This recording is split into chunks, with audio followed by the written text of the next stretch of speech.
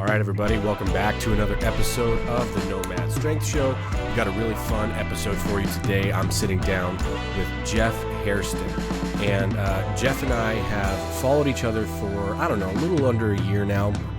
But we have so much crossover in the things that we enjoy, the hobbies that we have, the things that we like to do, the friends that we have. It was just kind of like we need to just sit down and finally talk and do a podcast together. So that's exactly what we did, and we were able to cover a ton of ground. Jeff has a lot of experience in a lot of areas that are things, again, that I'm really into and really interested in. So we went all the gamut of traditional archery, jiu-jitsu, strength training. We actually opened the whole thing talking about pregnancy for like almost 10 minutes because he's about to have their first child any second now, basically. And so we ended up talking about that for a few minutes too. We did everything. So it was a really fun conversation. He has a lot of really great insight when it comes to these things that we talked about. So it was just a fun conversation to have. And before we get into the episode itself, I wanted to make sure I let you guys know about a couple of the brands and the partners that we have here on the podcast, so you guys can check them out and support the people that support this show, because without you guys listening, for sure this show wouldn't exist. But really, without the partnerships that we've developed, it's really going to be something cool here in the coming months that we're able to put out some cool stuff for you guys. And the first of those is Steady Grounds Coffee Company. This is a coffee company run and founded by a good friend of mine, George Adams, and his wife, CT. And every bag they make is fresh and made to and roasted to order, every bag. And it is awesome. And on that front, I'm going to drop a little bit of a tease for you guys, but we are working on a Nomad roast that will be specifically for this show, and I am so pumped about it. I'm getting stuff to taste this week sometime of some of the things that we're concocting and trying to make an awesome bag of coffee that you guys can have it be a Nomad roast, and it's going to be a really cool thing that we're doing with George and I. And so Steady Grounds Coffee Company, go check them out. It's amazing coffee. Like I said, every bag is roasted to order, and it's awesome. It's literally some of the best coffee I've ever had in my entire life. And I've tried, you guys know I'm a coffee snob, and I'm not just saying this. I wouldn't have gone into stuff with a friend of mine if he wasn't actually making the best stuff I've had. So please go check him out. Follow him on Instagram. I'll put their links down in the show notes also. And then the other one I wanted to mention is Drew Kohlhofer and the family at Selway Archery.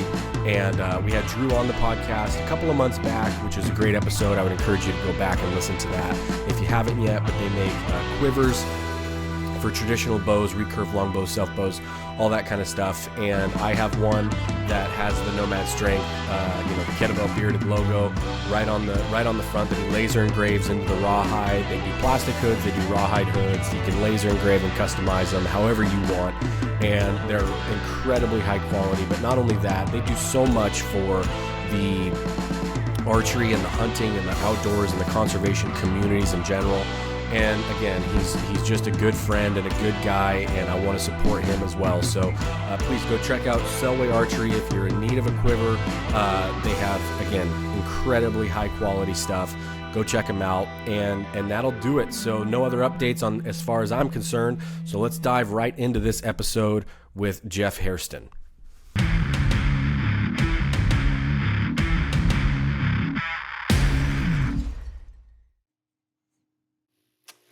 All right, we're on.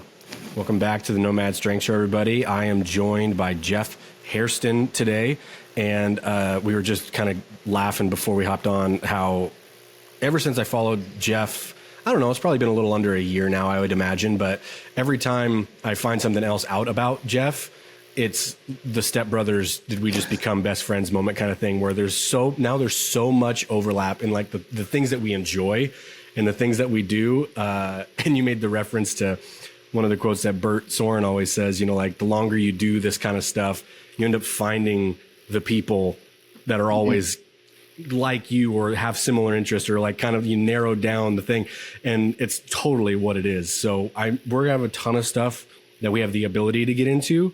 But we're also in a significant, like an interesting situation with this recording, because you're in full time, like could be any second now, baby watch mode. And so this episode could go the full length. It could go 14 minutes and then we might have to cut it. So this could be a short episode. It could not be, but we'll just take it as it goes and see how it goes. But man, thanks for making time. I'm pumped to talk to you. Oh, thanks for having me on. I'm so excited. It's really cool. I was thinking about it as we talked about before we started recording. It's like, oh, what are we going to talk about? And I'm like, gosh, this is really cool. We could talk about our love for music, jiu-jitsu, archery and hunting, strength training, all that type of stuff. And like you said, I'm on, paternity family bonding right now. My wife is 3 days past her due date with our first child. And it's awesome. Really exciting. My mother-in-law is down and everyone's kind of waiting. We were talking about it this morning is we seem to have all, or they said they've all kind of relaxed a little bit and have eased into the idea of he may take him a little while to arrive, right. But I don't know if I've relaxed. I'm still on edge, but It's like a duck where you look very calm, but underneath they're pedaling very fast. Million miles an hour. Yeah. Yeah, dude. I remember the first one vividly, and ours was a very, I think it's funny to tell the stories, but it's also not helpful because literally every child is different, even like in the same family, like could not have been two different experiences from the birth of the first to the birth of the second for us. Mm-hmm. Like in terms of how long it took, in terms of just the overall experience, it was night and day different, both great, but it was just like there's no way to know,? And so like, I remember that first one just being, we're waiting and she was like, I think 11 or 12 days past her due date. And we're just like walking around like, okay, I mean, do I need to plan for 10 minutes from now? Because I don't know, like something could happen, but like you're kind of just living literally minute to minute. And it's so stressful for the first one. And then the second one came around, we're like, all right, well, when it happens, it happens. Like I'm going to go to the store, call me if you're going to labor. You know what I mean? It's crazy. Oh yeah. My wife has been great about, she's saying, don't change your plans, still go to the archery range. We still need to plan our lives. He's going to come when he's going to come. So totally. She's such a rock star and, her mindset and the way she's approached the whole pregnancy as a whole, I think, and her background, she just got her second master's and it's in sports psychology and she's a fitness instructor. Oh, nice. So we kind of talked about, this is a little bit of an aside, but we talked about, from our backgrounds of training for perhaps like an event or a performance. Yeah. We see that very clearly when it comes to perhaps, a lifting meet for a client or perhaps like a jiu-jitsu competition or maybe a 3D shoot or a hunt or something like that. We understand that, but I haven't heard many people refer to or talk about pregnancy in that way. And that was something that my wife and I talked about early on. And this idea of you're preparing for a very physically and mentally challenging event. Yes. And the process of that is almost like training. And so the idea of maintaining your fitness and mental health and your diet and all of those things, it's kind of a cool and interesting way to approach that process of pregnancy. And I think because of that, that's why she's been able to continue to exercise all the way through 40 weeks. Yeah. And using some of the tools she's gained through her education and also as an instructor. I feel like we kind of do a disservice sometimes to pregnant women in that way, where we are not looking at what they're doing as something just so impressively athletic, for lack of a better term. Yeah. And I think that it really is. And I think the idea of thinking of it that way is really powerful and kind of it enables our wives or enables these women rather than as like, well, I hope you make it through it. Right. We would never train for anything else in that manner. We would never prepare for anything in that way that we wanted to be successful at. And it's kind of cool. We've approached it that way. So that's awesome. She did so many steps the last 2 days. She's walking 1 foot down on the curb, 1 foot up, bouncing on the ball. Done all the things. Ate the spicy food, the pineapple, all of it. So she's so funny. Yeah. I think our first one, he was born in the first week of June. Mm-hmm. And, same thing with my wife. Like she trained and like lifted weights, not just, did light walking type stuff. Like she actually trained hard and did everything all the way through just a couple of days prior to him being born.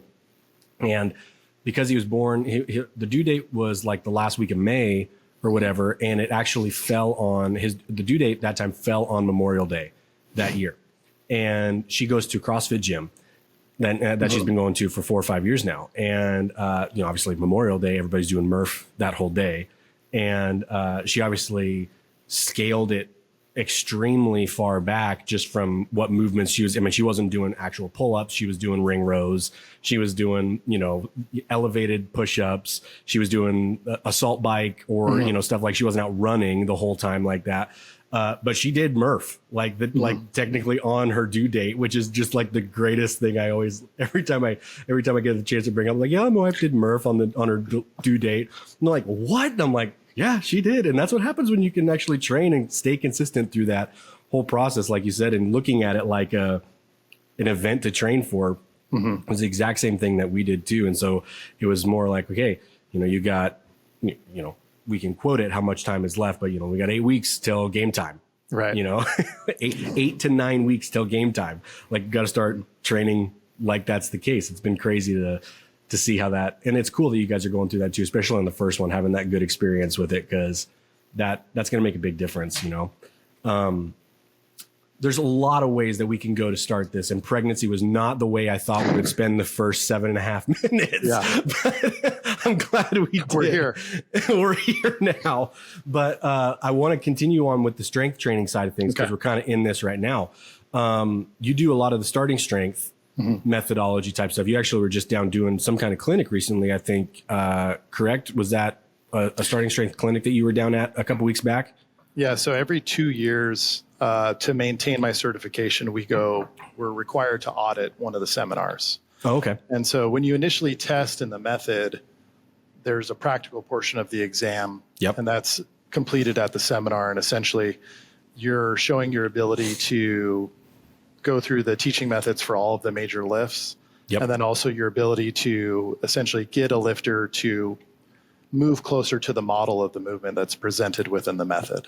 Sure. And then as a part of like continued education, or making sure that you are still up to the required level on the knowledge, every 2 years we just go attend the seminar. And that was down in Wichita Falls, Texas, which is where Ripito is at, in the Wichita Falls Athletics Center.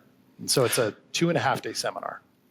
So I always like this avenue, because I know a handful, not many, but I know a handful of guys that are, ingrained in the starting strength methodology. And it's a very specific one. So like, if you ever talk to somebody who's a starting strength coach, and then you like, they program for you, or you hear them or watch them coach, if you know what it is, you could probably point them out just by watching them talk or listening to them talk. You know what I mean? And so I'm always curious, like, what the path was to find that as like, this is the thing that I believe in, right? Because I mean, there's no shortage of different ways to teach squat, ways to teach any of these movements.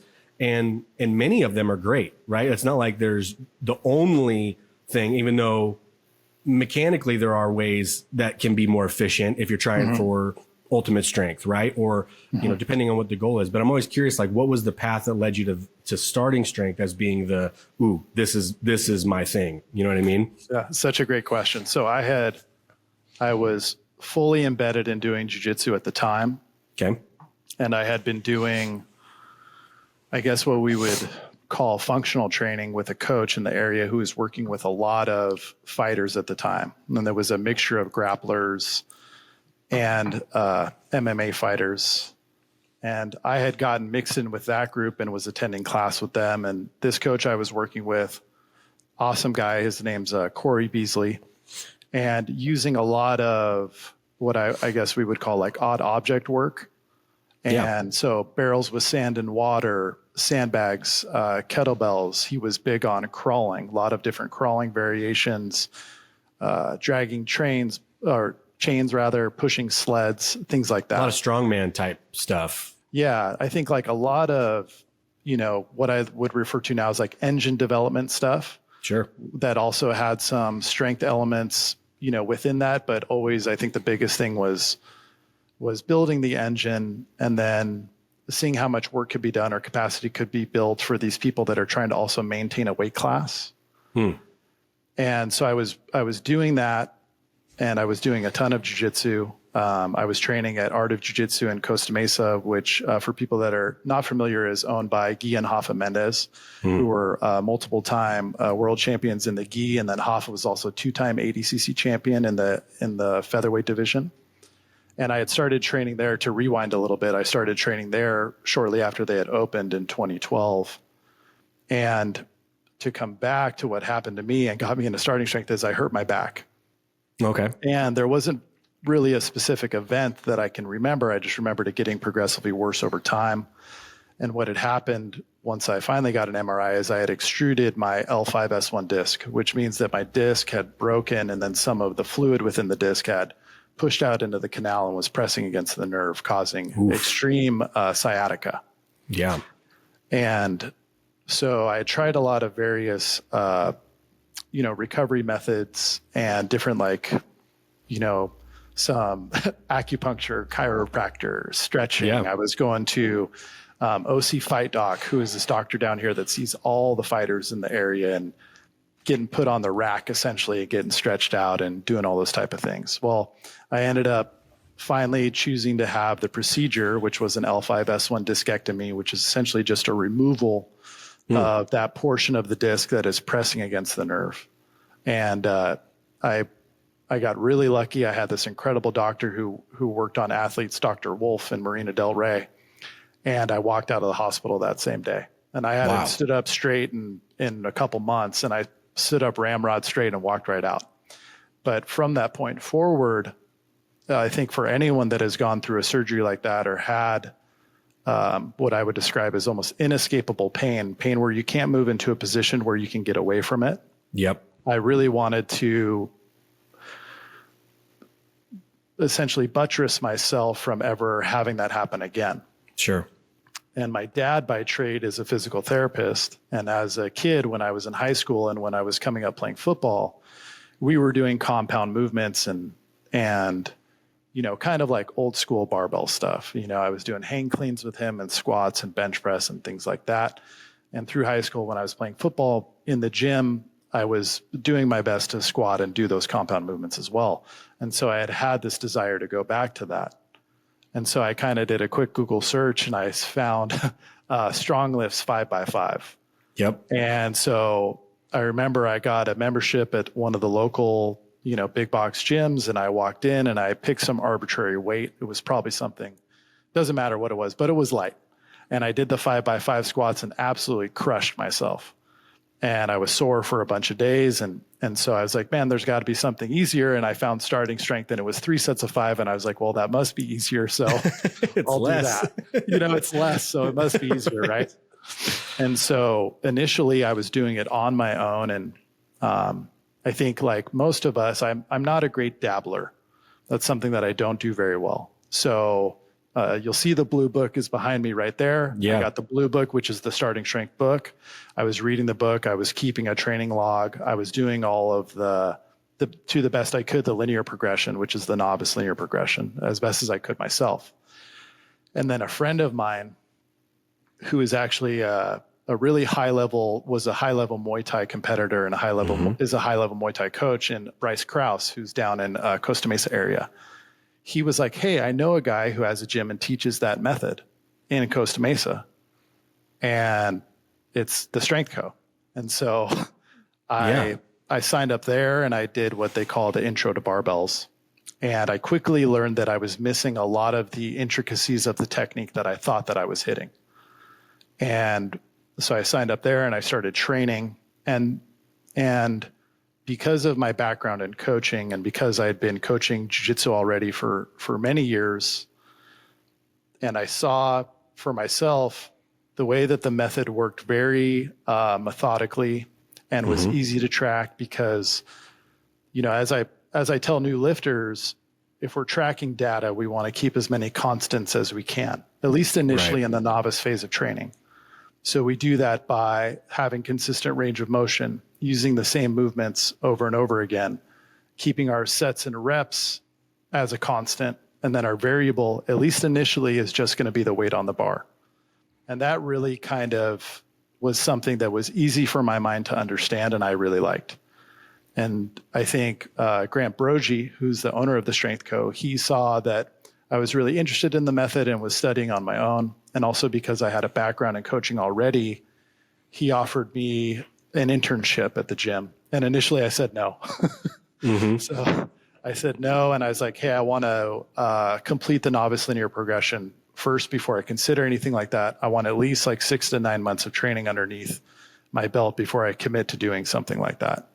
And then he came around again and asked me again. I think that was encouraging for him because he always talks about skin in the game. He really loves people that have skin in the game. Yep. And because I think responded by saying, no, I want to have more skin in the game before I do this. Then when I accepted the next time, we were full steam ahead. And then I began coaching. Yeah. Yeah. Oh, I was just going to say, so you came into it from you did the method, like you used it rather than having a bunch of coaching experience in training specifically. Like, and then kind of settling in, realizing, oh, this is the one that kind of fits most with me. Like you came into it from essentially kind of the underside. And like, I experienced how this benefited what I was looking for exactly. And we were able to tie it into all the things that you needed at the time. And so I think that's a cool way to come up into it. Yeah. Cause I think for me, part of it was, like I said, the recovery from the back surgery and wanting to, I had this very clear theory of I wanted to build strength as like essentially building armor so that I wouldn't re-injure myself in that way again. Yeah. Simultaneously, you know, I'm 6'1", and I had originally fought in the lightweight division, which is 168 with the gi on. And so I was cutting down to low 160s to compete, and that's pretty skinny for 6'1". Yeah. And I thought, you know, somewhere in my mind, I think I had a realization that low amount of muscle mass was having an impact on my joints and having an impact on my overall bumps and bruises and injuries and things like that. Sure. And then the other half of that is I became incredibly attracted to big guy style games, in particular, people like Buchecha, Roger Gracie, Bernardo Faria, all those type of styles of game. And really part of it was I had the great fortune of getting to go to Hawaii with Ruka. Ruka is a essentially like a surf brand, but they also have a lot of history within MMA and Jiu-Jitsu. And I got to train a little bit with Buchecha and learn from him and some other awesome people as well. And I was like, gosh, I really enjoy this style of game. And I was, you know, already in my early mid 30s at the time and kind of seeing the longevity of certain styles of play of jiu-jitsu. Yeah. And needing to transition to what I call more of like a working class style of jiu-jitsu is the way that I would like to describe it. Yeah. And I thought, well, if I want to play big guy jiu-jitsu, I should be a big guy. And it was really kind of that simple. And so I started the process, and I think I went from roughly, because after I had my surgery, I got all the way down to like the 150s. It was really, really thin. And then by the time I finished like my first 18 months of training in the method, I got up to almost 215 pounds. That's quite the swing. That's quite the swing, right? So we're talking almost 60 pounds roughly of gain. And then now I've settled back down to where I kind of hover in the 190s to low 200s, depending on what my eating's like and what my training schedule is like. So this block of time when you're figuring all this out, how far into jiu-jitsu are you at this point? Like, have you been doing it for a long time prior to this? And then you're like, all these things are changing. I'm changing how I train. I'm now going to change my style of jiu-jitsu. Like, where is in the jiu-jitsu history for you this point in time we're talking about? I think I was pretty deep into blue belt at the time. Okay. By the time that I had the injury occur. Yep. And then I had come back and started training. And then, you know, I didn't start the barbell training immediately after coming back. Sure. I was still trying some other methods prior to thinking about getting big and strong. Or rather bigger and stronger than I was. Not big and strong in general, but bigger and stronger than I was. And then I also think it correlated well in a sense because as I have friends that train and people that I talk to, and I think as you move into purple belt and beyond, you know, there are certain things that that I believe the player hopefully is beginning to organize the style of play that they want to have. And I oftentimes will talk about removing seams or gaps within their style of play so that their game becomes much tighter or much more, I like to say, coherent or cohesive. And so as I was progressing through getting stronger and gaining weight, I was also transitioning into using some external resources to learn from as well. Because, Guy and Rafa Mendes are absolute geniuses, but they're also known for a very specific style of play. And they're also smaller men, right? And they understand every style of play. It's not that they don't understand things like half guard or, things like that. Right. But, they're really the masters of the creation of the modern De La Riva guards and Berimbolo and things like that, for those that are familiar. And so that was really when I also began to outsource, trying to learn from people like Paul Schreiner, who I think is, for those that have never heard of him, I believe is probably the best American coach there is. His way of teaching, his way of understanding concepts and techniques is absolutely incredible. And then I was also looking at the actual players who were successful within competition. And so people, like I said, like Buchecha, obviously, Bernardo Faria, Hodger Gracie. And that was so as you're transitioning through purple belt and definitely into brown, it's not that I think you aren't open to learning new techniques or aren't open to changing your game, but I would definitely say that at that point, you should have some idea of how you want to express yourself through your jiu-jitsu. And that's through the style of play that you find. I think it's a combination of, personally, I would say it's a combination of a couple of things. One is your age and athleticism, and that's something that I would recommend the person take a very sober look at. Yeah. Right? So you may really want to play the inverted game or Berimbolo, but if, no disrespect, but if you're in your 40s and you have a lifetime of sport and you're somewhat banged up, that may be something you want to reconsider. And so being very honest about that first, and then deciding a style of play that matches your anthropometry, the way that your body is organized, and then looking at the people that have excelled in that type of style of play, and then using all those elements to then try to form what you're doing. That was, I think, that process is when I really started to have the most fun. And also when I was playing what I consider like my best jiu-jitsu, where I really felt like I was doing what I wanted to do. Was as I transferred through that process and began playing a style that was better fit to my age, my athleticism at the time, and also like what things I found to be interesting or effective. When you started or maybe even around this same time where you're going through all this, as you start to progress in jiu-jitsu, were you someone who right away got hooked in, you're like, I'm going to see this through all the way to black? Or were you in this is just something I need to do to maintain this specific skill, and I'm just going to, if it ends up there, great. Because I know that a lot of people kind of go down one of those two roads, the ones that stick with it anyways. They're like, this is a thing that I like to do a couple times a week to keep me sharp in this area. And, if it takes me, I was just talking to a guy the other day who had a guy at his gym that got his black belt after 27 years going 1 day a week, and there's guys like that. Or you go the complete other way. You're like, I'm in this for for all these things that I want to do competitively. Maybe it's like actually competing in meets and fights and all this kind of stuff. Where were you along that when you started, and did it change as you got into it farther?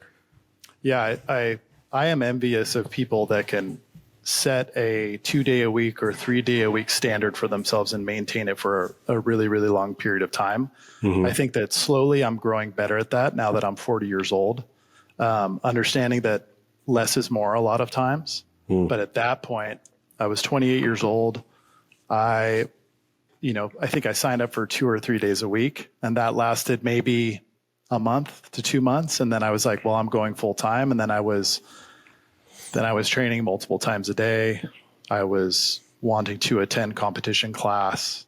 Yeah. And then, shortly after getting my blue belt, I was asked if I wanted to coach kids class. So then I was coaching the young kids class also in the academy. And then, so I was fully in. I was fully in, and I felt very committed from early on. Also, I got really bad cauliflower early on, like as a white belt. And so I remember one of the guys, he was like, well, you have to get a black belt now. Yeah. And now you're in. You have to get a black belt because you're in. Your ear's destroyed. So there's no turning back for you. You can't have this going one day a week. Yeah. Yeah.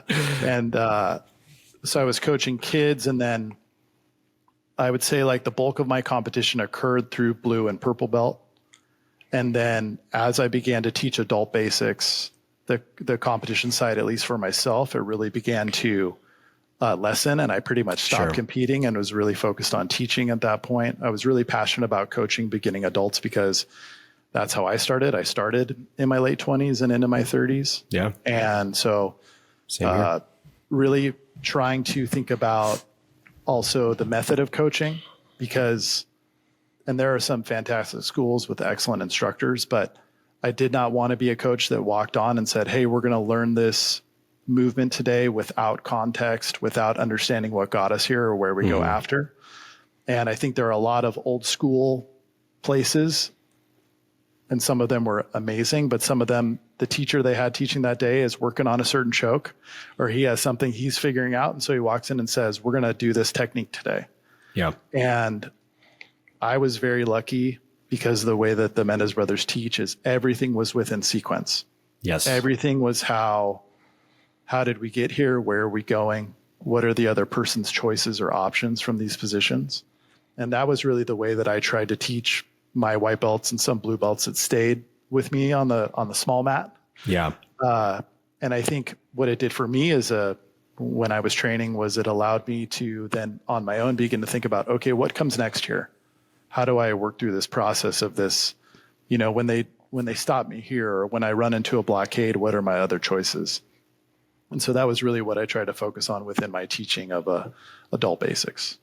It's very similar concept, and it's very similar conceptually and practically for how I've learned since two and a half years now that I've been since I've started. And the way that my professor teaches very much along that same line, where it's like, yeah, we're going to practice this one thing, but you also need to know the 6 things that come before that to get to this point. Otherwise, learning this part doesn't really matter.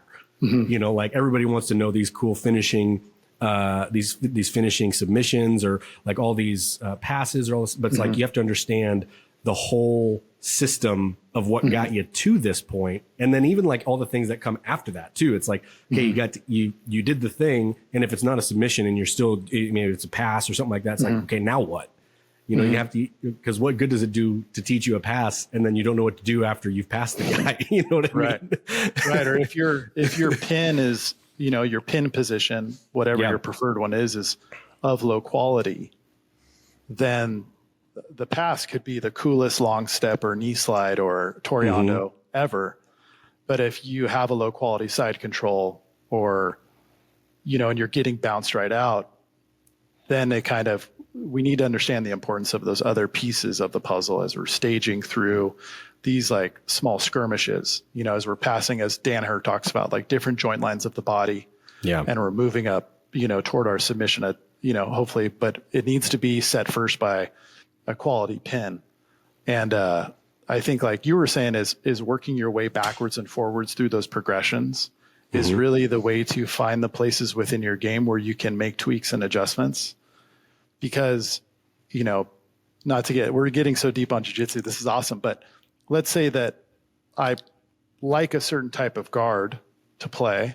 Yep. And I like a certain type of sweep, but then the pass I like uses completely different grips than the sweep I like. Right. And there's a little bit of incoherence there. Is it necessarily wrong? I wouldn't say it's necessarily wrong, but a good player is going to watch you change your grips, and that's where they are going to find the space, and they are going to begin to return. Now, if you have, if you're willing to kind of change the piece that comes before or after, so maybe you really love this guard in the sweep, and you're using perhaps like a pant and a sleeve grip. Yep. Then maybe you're willing to learn how to leg drag off of that, or maybe you're willing to learn how to do some other techniques off of that, rather than as a lot of young players really do, is they get on top and they immediately let go, and they're gripping all over the body and changing grips. And those are areas where we can really like tighten the game and make you much more difficult to deal with if we're looking at coherence. I also think another piece of that is, and cut me off whenever you want, I'll stop going on about this. You keep going. Is like, if I know that I prefer a certain type of pin, or let's say I prefer to take the back, right? If I prefer to take the back, then I'm going to probably want to pass to leg drag rather than to side control. If I want to be someone that sweeps before I take the back, or you would be, if you don't want to sweep before you take the back, you would be entering into like those methods of the Barambola or the inverted game to take the back prior to sweeping and coming on top and getting points. But if you like to take the back, but you're going to mount every time, you can still take the back from there for sure. But it would, those are little things that you can ask yourself and think about. Where do I like to submit from? Oh, I like to submit from side control. Okay. Well, I want a pass that gives me a high quality side control, and I want to sweep in a way that links me directly to my pass. And I think that's a very, I didn't realize that till much later in my growth and knowledge, especially as a coach or as a player myself. And I think those are little things that if you can start to think about that early on, I don't necessarily think that someone who's at a blue or purple belt has to say, this is my game, this is what I have to be playing. But I think whatever the structure is or system is that you're using at the time, asking yourself those questions can really help you eliminate those gaps where the person you're playing against is going to be able to find space and attack. Everything is essentially a setup to something else, even if it never concludes in the direction you think. Like, you always have the option of going essentially infinite different ways, as long as you understand what those different ways are. Like, this setup can go here, but if I go here, now this sets up 3 different things that it wouldn't have unless if I went the other way coming back a second ago. Like, it's always a giant spider web of stuff. And I think that's what like the coolest part has been as I've practiced and understood more than I have previously. Like, each time it's like, not only do I have moments where I understand the specific thing, but it's like, I understand what this means 3 steps from now. You know what I mean? And I think that's where, like you said, if you can get to those points and begin to even build sort of this like game that suits how you like to play, body type, like speed, strength, all these kind of things, you can kind of begin to craft this little thing. And I was trying to remember who I had heard. It might've been my professor Sam that made the analogy in some comparable way. And I'll probably butcher how he said it, but it's kind of like when you get to these areas where you're starting to put stuff together on your own, right? It's essentially like learning a musical instrument to a degree. Like, you can't start soloing over stuff before you understand what scales are in the notes. Like, you have to understand how to do the foundational stuff. Once you got that down, now it's like, now you can start to play with these little fun intricacies of things after you get to a certain point. And that's when, like you say, and you get to this point where I understand this, how can I suit this a little bit better to me personally? Yeah. And I think the other half of that, which is when it gets the most fun, is, and we'll back to this idea of like data gathering, is if you're playing the certain set of positions every roll, you're going to slowly begin to know all of the other person's options. Yeah. So at certain points, you're going to get into your passing position of where you work your passing system from, let's say, and you're going to know all of their options for defense against your A pass, let's say your sharpest sword. And so based on you knowing all those choices, then you have this cool decision tree. And then that allows you to continue to work through your other options there, because not only have you over time developed a system that is your main pass and then other offshoots of passes that can be used from that position based on defenses, you also know all of their choices. And that's where it becomes really, I think, the most fun and most enjoyable is, you're playing a position where you know all of those choices. And then you can see when you get beat in class or you get beat in a competition, then it's not so disheartening because now you've gathered more data. And you're like, oh, that's interesting. He attacked my half guard this way. and he neutralized my underhook this way. And then you can go back to your drawing board, so to say, or ask another training partner or your professor, and then they can tell you like the little key that's going to make that adjustment so you can neutralize that. And that's, I think, when it gets like, I like to say, the most delicious and fun. You know, it's really, really fun and exciting. So you mentioned that the competing part kind of waned for you in interest a little bit, but do you compete at all anymore, or are you done with that part of stuff? So I'm not also for full disclosure, I'm not training currently. So I don't train in jiu-jitsu currently. I don't want to pretend as if I am. All of my focus is kind of transitioned into archery and then the barbell coaching and lifting. And my competition focus has kind of shifted into shooting 3Ds. And then I have some goals within that I want to do. But I think within jiu-jitsu, when I stopped, it was, to be very honest, I was not enjoying the process of competition training. I was not enjoying at that time in my life, I wasn't, I think, capable of being in that mode mentally and physically and then shifting off afterward. Sure. And so that was when I transitioned just into coaching and was getting much more enjoyment out of that. And then just kind of training with my peers and my buddies and training hard in class. But I remember very clearly one day I was in competition class and Guy Mendes said, if you want to have fun, go to fundamentals. And I was like, in my head, I was like, I do want to have fun. I do. That sounds nice. And so, I think I'm very fortunate to have seen the way that world champions train. And I got to be in the room watching them and to see the Mendes brothers, to see Keenan Cornelius or Andre Galvo and some of the Miao brothers when they were brown belts, and to watch them train and how they do it and the absolute full dedication to that process. It was incredible, and it was really valuable, I think, to train in that really hard way for a short period of time. But I also knew for myself it wasn't something that I wanted to continue to do. Sure. I got my black belt, and it was incredible. And I was, my friend Justin and I were the first two people to go from white belt to black belt underneath the Mendes bros. Oh, that's cool. And very fortunate to have done that and learn from them. Shortly after that, everything closed down because of COVID. And everything stopped. And so I was to transition into the archery stuff. Everything was shut down, and we weren't getting to train, and I wasn't teaching, obviously. And so I was looking for something to do. And we can get into like my family history and stuff too regarding hunting and all of those things. But that was kind of the space where I had wanted to get back into archery. And I had that space now because everything was shut down. And so that was what got me back into it. And since then has kind of like become my, I think Drew talked about it a week ago, being obsessed with archery. Yeah. And I am that person. Did you go straight to traditional, or did you?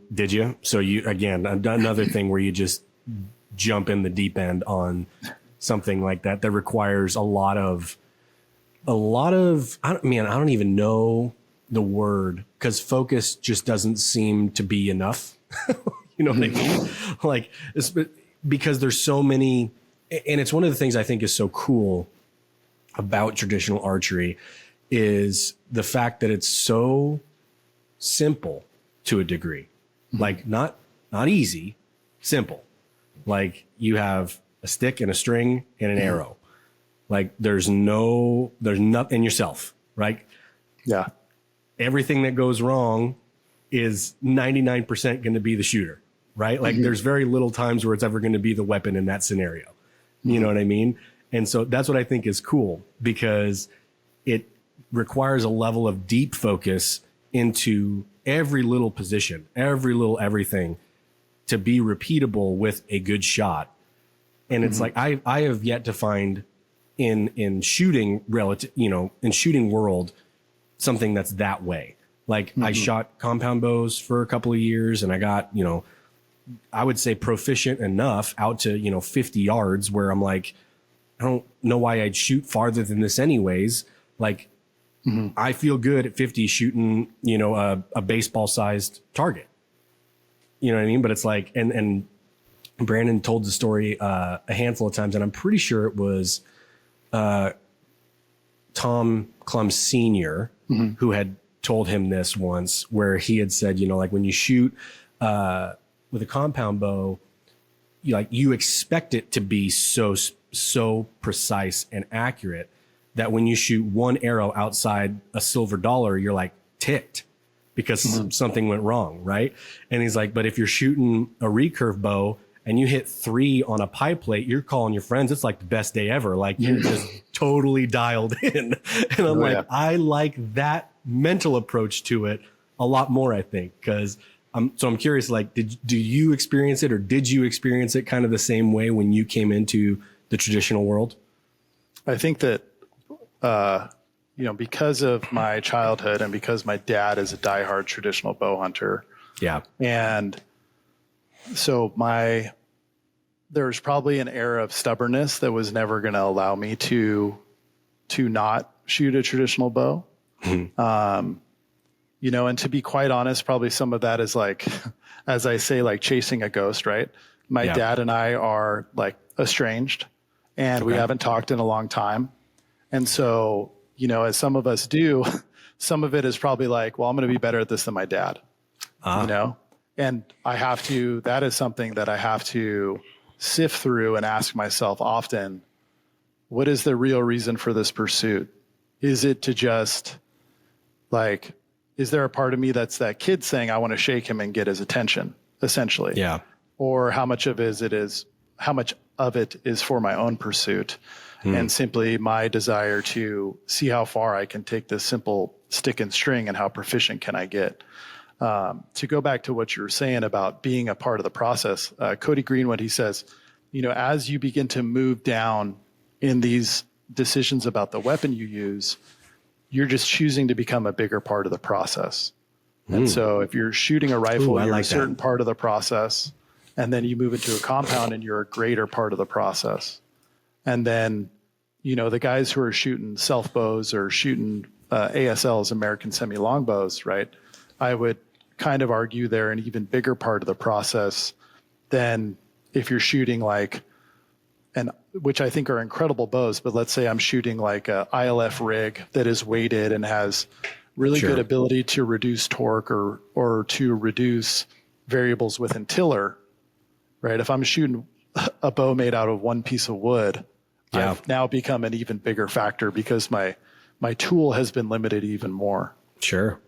And I also, like, in a funny way, it's also like your desire to like suffer, I guess, and to suffer through this process of, I really want to, my wife and I use this term all the time, like encounter myself. I want to encounter myself within this process. And that can be so uncomfortable. Why can't I do this process the same every single time? Why can't I let myself let go of the aim, for example, which is something like Joel Turner talks about? Why can't I get off the aim and focus on my expansion or whatever it is? And I think that's like the magic of it, is really that struggle there in that moment where, and I think honestly, you can find the same thing within compound. If you're someone that punches the trigger with a compound bow and you're fighting really hard to force yourself to shoot a surprise release, man, that's not easy. That's incredibly difficult. I think, just when you transition to, and also I think, if you look at Bodie Turner, he's shooting 330 X's, hitting the X 30 times, which is a dime at 18 meters. I don't care that he's shooting a compound with a stabilizer and a magnifier and all that type of stuff. That's crazy. It's absolutely incredible. The amount of mental fortitude to do that. Yeah. We as traditional archers could learn a lot from that. Yeah. I think also as traditional archers, we could learn a lot about the way that compound shooters organize their shot or organize the steps of their shot or the process of their shot. But I think to go back to why is I really want to be as big of part of this process as possible. And the struggle of that to continue to kind of, and they're much better shooters than me and a lot of people I really admire and I look up to. But some mentors of mine or a mentor in particular of mine has challenged me like, hey, why don't you try shooting an ASL? Why don't you try, wood arrows? I just saw you've been messing with those the last few days. Yeah. And so I finally got the courage up to do that because it just seemed so daunting to me. But I think, part of it is being a child that grew up within that, and my dad, always loving to shoot a longbow and shooting wood arrows and all that type of stuff. And I want to pay homage to that. So there's probably these like a devil and an angel on each shoulder. I want to pay homage to that, but I also want to be, every son wants to beat their dad, essentially, right? And then also for my own of like, oh, how far can I take this process? How much can I learn about myself within this process? And also I think like something I wanted to say was I'm definitely, I guess, like an archer who hunts. And I think that's something that, because I can really feel very lacking at times with my lack of knowledge. And there are a lot of things that I don't have a great knowledge base in. I don't think I have the field craft or the understanding of all these things that these excellent backcountry hunters have. And I'd be lying if I said I did. The part that I've focused on in these 3.5 years since I started shooting a bow is really on my proficiency, trying to gain as much proficiency as I can within shooting the bow. And then these moments of trying to shoot under pressure, whether that is at a 3D shoot or a shoot off to see who gets first or second, or whether it's on an animal. I think for me, that's really been the thing where I really am seeking and searching that out. And I think others, and I admire it a lot, are seeking it out through 14 days in the backcountry or whatever those things could be. But I don't want to be misleading and say that that's where my skill set is, or that's what I am doing. To be very clear, like pretty much all of my hunts have been either through an outfitter or with a guide, or on a ranch. Yeah. And those skill sets required for that are very different. And I really admire those guys that do all that, but the things that I'm seeking to do are just slightly different. Those moments of, putting yourself in that headspace for, can I make this shot in this moment, right? Like you mentioned the example of I'm doing a shoot off in a competition, or there's these things, or, you have all these different ways of sort of creating this environment, mental environment, right? Like you can actually be drawn back on a living thing. You can be in a competition for this. When you go into those places, what sort of things are you doing mentally or even maybe physically, like to make sure you stay centered and don't get yips or blow it in those scenarios? Like, have you developed sort of a mental practice or a physical practice to make sure, like, when you get to that time, it's like, I'm not going to waste it, Yeah, that's such a great question. I think we're so lucky to have resources, for example, like the Push. And for anybody that's listening that is interested in learning about traditional archery, I cannot recommend them enough, and the resources they have, especially through their online coursework and through the podcast. It was probably the number one resource that led me to becoming competent as quickly as I've been able to, and being able to have success in whatever that means, of on animals or relatively like within, shooting 3D shoots or shooting proficiency, is really like, I can't thank Matt and Tim enough. And also those coaches that they gathered together to provide that information. Early on, I really leaned heavily on listening to their episodes of Coaching Moments, and then also seeking out those coaches that they refer to, like Tom Klum Sr., as you mentioned, and Joel Turner. And I really, I had the huge benefit of attending an immersion clinic with them in Texas. And that was really a big kind of turning point, because as we know, as coaches, we can do a good job online, and we can do our best to convey things through online coaching. And I think if you can't see one of those coaches in person, online is an incredible option. And the PAC courses on the Push are an incredible option, but it's not the same as Joel standing right here and looking at you and watching you try to get through the process, and he's telling you if you're not. And there's 13 other guys standing around watching you shoot.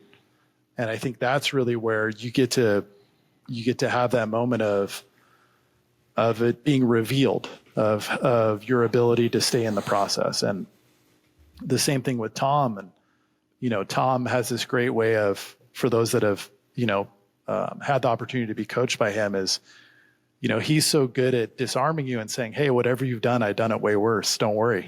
Yeah. We're going to get you in alignment. We're going to teach you how to shoot under increasing tension, and we're going to make this happen, and his ability to calm the student down, I think, is such a skill of his that we don't talk about enough. He has an incredible amount of technical understanding, but his ability to be kind of like that dad or grandpa who's just like, hey, let me, help you with this. It really allows you to, I think, excel in those moments of being coached by him. But when it comes down to those moments of shooting under pressure, I really, have bought in, and I don't want to sound like a Joel Turner salesman, Sure. but I really bought into this process of learning how to separate from the aim and stay within the process of the shot and stay within whatever is, as they say, like the shot activation movement. And I'm someone that runs a trigger within my shot, and we can discuss that too if you want to, or talk about what that means. Do you do like a clicker string, or do you do like the trigger on the riser itself? Yeah, so I push on my tab, actually. Okay. So I shoot a tab made by this company, Yoast, and their face on their tab, I probably should have grabbed it, but it's like a little metal piece on the back of the tab. Yep. And I hook my thumbnail onto the edge of the tab, and then I press through it like a trigger, essentially. Okay. Like you're pulling a hammer back on a pistol or a rifle or something like that. Yep. And so that's the process that I go through to shoot that. I was inspired to try that method because of Dan Collins. He was extremely successful shooting that method, went and shot at the 3D Worlds. And then Joel's been using a tabs here also. So it's something that I've learned to use over time. But I think, this, as Joel talks about, when you're in these moments of executing this movement pattern, or in other sports, it is different because there's not an explosion that's going to occur, right? Mm-hmm. Like in a bow, there's this big release, or especially with a traditional bow, there's a huge release of energy that occurs within your body. And that's very off-putting. And your body wants to time it, and your body wants to know when that's going to go off. And I think there's not much, or not many things as powerful as making that choice of like, I'm going to run this process and allow this explosion to go off as a surprise.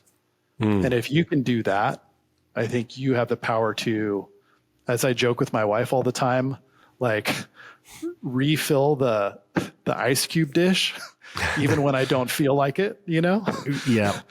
Or if I walk by dishes in the sink and I can talk myself through, I'm going to wash those dishes in the sink right now, or whatever it is. And I think that process of like, if you can make yourself run a shot under control, let a shot go off as a surprise, there's a lot of other stuff you can force yourself to do. It reminds me, the only thing it really reminds me of that's as stressful or as challenging is the moments before the ref calls you in to come to the mat in a jiu-jitsu match. Yeah. And you're watching the clock run down on the match before you, and you're standing there behind the scorekeeper, and your friends have come over to stand behind the railing, and you're like fixing your belt again for the 100th time. And you are trying to, like, you feel like you're in a dream, or at least I did, where you can't move your body as well as you want to. And then you choose to step out there and do it. That's the only other thing I could really compare it to. The feeling, especially of drawing back on an animal with a traditional bow and making that choice to like take a shot. So I think like that's really the magic of it, and also the frustration of it, and why it's such a struggle. And you and Brandon and everyone else that does this understands it. It's a day-to-day, there's this day-to-day changing and aliveness of the process of, is my bow arm good today, or my grip, or my fingers on the string? Mm-hmm. And then all of those are factors as well, and they must be paid attention to. And it's not that they don't matter. The form matters a ton, but it can also blow up when you get to the point of, I'm going to release this arrow on this 3D target in front of all my buddies, or on this animal because I want to make an ethical shot, or it's my first animal, or whatever it is for you. And that's really where I find that this huge attraction is this process of like, can I control myself under pressure? Do I have the ability to execute my process and stay in a present process thinking state? in this moment where it's a moment of like high personal value. Yeah. It's one of the only, and you made the analogy to like that moment prior to a jiu-jitsu match. Coming from athletics myself, like I think there's been several analogies I could make in that same way, but it's one of the only things that I can think of in my life where everything around me shuts off. You know what I mean? Like in that moment, as soon as I start my drawback, like it's almost like there's silence around me. I could have people talking and screaming. And I experienced this when I sent you pictures and messaged you a couple times over the last few weeks when I started this 3D league that we do every week on Tuesday nights, which has been like super fun because I have only once when we were at Winter Strong last year been in an environment where I'm shooting around other people. Like every other time I shoot, I'm just in my backyard shooting at my bag target, you know? And so even just that adds a little something extra to, okay, let's make sure I'm dialed. I don't want to just send this 10 feet over a target in front of 20 people. Like, you know what I mean? Like there's a little bit of that, but there's always, but I realized in those league moments, like we're all laughing and we're talking and we're having a good time. I go to pull back. There might as well not be anybody there. You know what I mean? Like it's one of the only things that I can, and playing music is probably the only other one that I've really experienced that same level of, it's almost meditation, right? It's like a moving meditation to a degree. Like I can get going playing some music on a guitar and not realize that 35 minutes have gone by. And I can fire off arrows and be totally zoned into what I'm doing. And same thing, I look up like, holy crap, I've been shooting for an hour. Like what is going on? And like, and I love it for that. And I think that's what the main difference was in it for me that gave me that like, okay, this is something different in how I'm experiencing this actual activity. Not even just like, oh, this is cool. I'm getting, another weapon I'm getting somewhat proficient at. It's like, no, this actually is doing something different to me personally. And that's why I like coming back to it. Yeah. And I think the parallels and the reason that we enjoy all of these things so much, and I'm not a musician myself, but I love music. But even let's say you're going to walk out a heavy squat and you're going to try to hit a new personal best for you. Now, if you allow a lot of thoughts to come in that moment, this is really heavy. I've never done this weight before. Everyone's watching. I don't want to die, right? Because if you never put a squat on the pins before, for me, before I ever did that, I was like, well, I'm going to die. And so we'll just see what happens, right? This is where it ends. But if you can, as to quote Joel again, if you can replace that with thinking or just your cues within that space, right? If you instead are, telling yourself, take a big breath, brace, shove your knees out, reach your hips back, drive up. Now you're thinking through that process, and your thinking has become louder than those thoughts that are coming in. In the same way, the first time I competed in jiu-jitsu, I couldn't hear my coach. I was gasping like a fish out of water. I was staring at the ceiling of the Long Beach Pyramid, which is where they hold the worlds, it was just like a IBJJF open tournament. This guy is like absolutely smashed me, had knee on belly. But then slowly over time, I was able to lower the volume on the thoughts and increase the volume on my thinking. And I never had a way to describe that until recently. Joel put words to that, what was occurring, but I was able to hear my coach in later tournaments. I was able to actually implement techniques in later tournaments or things like that. And all of these have such a parallel in that way. I imagine if you're playing a certain chord progression or a solo or something along those lines, and you allow some outside thought to travel in, I would find it hard to believe that you're going to still be able to play that correctly or play it the way that you need to. And the same thing goes when you're drawing back on an animal or shooting a very tough shot, in a tournament or something like that. All those thoughts, we have to work really, really hard to be thinking about what is actually going to make this thing go well. So how do I make myself think about staying in my process, whatever it could be weightlifting, jiu-jitsu, shooting my bow, playing my instrument, and I think that's where like that magic is of that battle of like, can I gain control over all of my defense mechanisms, everything that I've thought about myself or people have told me since I was a kid. And it's all coming crashing in right now in this moment of high personal value and stress. And am I able to push that away for this moment and be in my process and do what I need to do, which is the function of whatever makes that process be executed correctly. And that's, I think, like the magic of all of this, like that is that moment of encountering yourself and all of that self-narrative or that false self-narrative that perhaps has occurred within you. And we have, we create this, we've chosen these moments of stress to then encounter that self-narrative again. This is something my wife talks a lot about, is like, we train really hard so that this self-narrative bubbles up and then it comes to like rear its ugly head. And then we get to decide how to deal with it. And that's really, I think, like what the huge value is in all of these things. I imagine that for these backcountry hunters that are doing, 7, 10, 14 days and are hungry and tired and haven't seen an elk yet, and don't have, maybe they're by themselves and they don't have somebody to talk to. They're encountering themselves too. I could only imagine what that's like. I don't know. I haven't done that. But part of why it's so life-changing, I would imagine, or why they want to go do it every year, is because you're having to, all that stuff is going to bubble up at some point, and you're going to have to navigate it and deal with it and then take on a stock of things you need to work on or change. I love it, man. That was kind of a good mic drop moment, if you ask me. I think that's a good place to wrap it up, man. Okay. Thank you for making time, dude. I mean, we could have done 3 more hours if we, you know what I mean? And maybe we'll have to do a part 2 when you guys get a little bit more settled in after baby's here.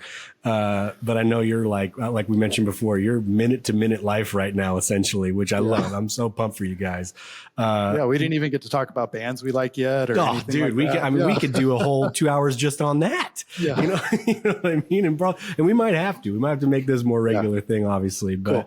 Dude, thank you for making time, man. I had a blast getting to talk to you a little bit more in depth, obviously, than just the random IG messages every once in a while. So, dude, we'll definitely have to do it again. And why don't you, you got your personal page, that's been super fun to follow a lot of this stuff. So go ahead and plug that. And then, yeah, man, we'll wrap it up. Okay. So I'm, at, Jeff _Hairston on Instagram. The gym I coach at is at the Strength Co. right here. They also make American-made plates and barbells and racks. So if you're looking for that, our owner, Grant Brogy, he's manufactured all that stuff in the U.S. That's about it. So thank you so much. Nice. Yeah, I really appreciate it. Awesome, man. Well, I appreciate you making time, and we'll chat soon, brother. All right. Thank you.